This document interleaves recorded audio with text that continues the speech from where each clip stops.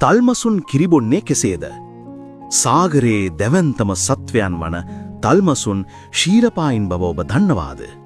එයින් අදහස් වන්නේ ඔවුන්ද තම පැටවුන්ට කිරි දෙන බවයි. නමුත් ගැමුරු දිය යටදී තල්මස් පැටවුන් කිරිබොන්නේ කෙසේද?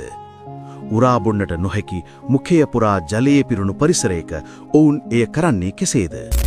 මේ විශ්විත ක්‍රියාවලිය පිටුපස ඇති රහස අද අපි සොයා බලමු.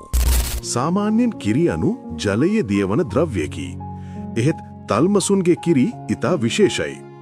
එහි මේද ප්‍රමාණය 35 සිට 50 තරම් අධිකයි. මේ මිනිස් කිරිවලට වඩා 10 ගුණයකින් පමණ වැඩි.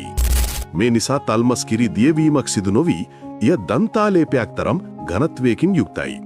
මෙම අධික මේදේ නිසා පැටවාට ඉතා ඉක්මනින් දැවැන්ත සිරුර සඳහා අවශ්‍ය බ්ලබර් තට්ටුව බ්ලබර් සෑදී ශීතලෙන් ආරක්ෂා වීමට හැකියාව ලැබෙනවා.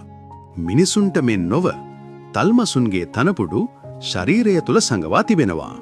මේවා ක්ෂීර ග්‍රන්ථි විවර මැමරි ස්ලිට්ස් ලෙස හඳුන්වන සමේ ඇති විශේෂ නැමීම් තුල පිහිටා ඇත. කිරි අවශ්‍ය වූ විට පැටවා මවගේ උදරය ඇසල ඇති මෙම ස්ථානවල පීඩනයක් ඇති කරයි. තල්මසුන්ට උරා බොන්නට තොල් නැහැ. ඒ වෙනුවට මව කරන්නේ විශේෂ මාංශපේශි භාවිතයෙන් අධික පීඩනයකින් ඝන කිරි එන්නත් කරනවා වගේ පැටවාගේ මුඛය තුලට විදීමයි. තල්මස් පැටවාද ඉතා දක්ෂයි.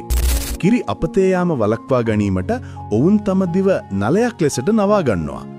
මේ ආකාරයට මුඛයේ ඇති ජලය බැහැර කර ඝන කිරි පමණක් ගිලීමට ඔවුන්ට හැකි වෙනවා. මෙම ඉහළ මේද සහිත කිරි නිසා නිල් තල්මස් පැටවෙකුට දිනකට ගැලුම් 150කට අධික කිරි ප්‍රමාණයක් පානය කළ හැකියි. එහි ප්‍රතිඵලය පුදුමාකාරයි. උපතේ මුල් මාස කිහිපය තුලදී පැටවා දිනකට කිලෝග්‍රෑම් 45ක් රාත්තල් 100කට වඩා බරින් වැඩි වෙනවා. සාගරයේ ජීවත්වන මෙම දැවැන්තයන් ජලයේ යටදී පවා තම පැටවුන්ට කිරි දීමේ විශ්මිත ක්‍රියාවලියට අනුවර්තනය වී ඇති ආකාරය සැබවින්ම පුදුම සහගතයි. තල්මසුන්ගේ මෙම පුදුමාකාර ජීවන රටාව ගැන ඔබ සිතන්නේ කුමක්ද?